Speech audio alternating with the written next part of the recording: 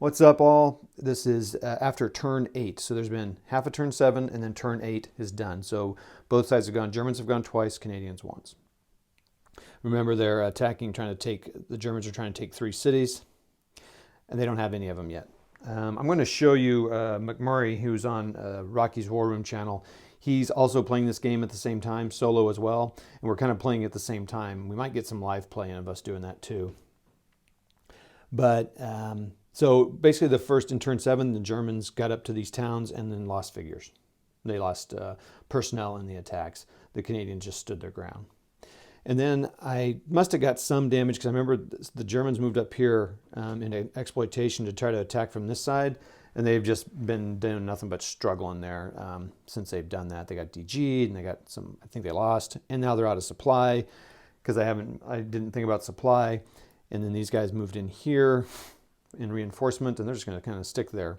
Though, as the Canadian, I may move him around to maybe try to block supply, because the Germans, you wouldn't think supply would be an issue, but you have to have 5 trace to a supply source, right?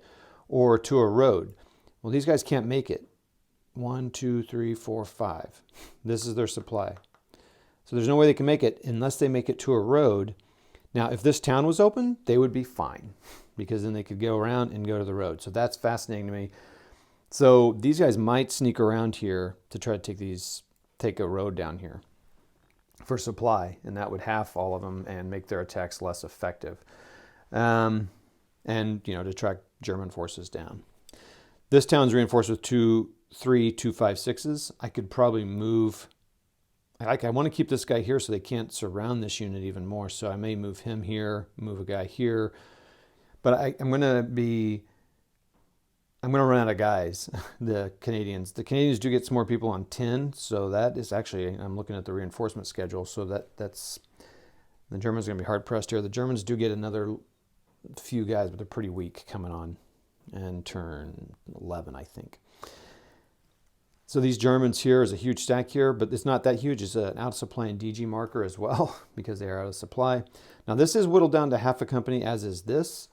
So they probably will fall, and I think Canadians go first. So yeah, see, they're going to be able a chance to recover that, and there'll be some barrage and all that. It's fun. I couldn't believe how small this was. And I think I talked about it in the intro video. It's just like, whoa, this is tiny. Little section of the map here. So, oh, and I did roll moderate overcast in my game. So, did I roll that already for this turn? I think I did. I did, yeah. No, that was turn 8. So we didn't do anything for turn 9 yet. Okay, well, that's it for turn 7 and 8, and we'll come back later. Playing with, or at the same time, I should say, McMurray. We're both co-hosts on Rocky's War Room, and which is a channel. Matt runs that channel, and it's about miniatures, and now he's doing a lot of board gaming, a lot of solo board gaming, but he kind of does it at the same time with Not Jay from the channel. So some cool stuff going on there. Anyway, McMurray and I both are co-hosts on that channel, so we're both playing this scenario at the same time, but solo.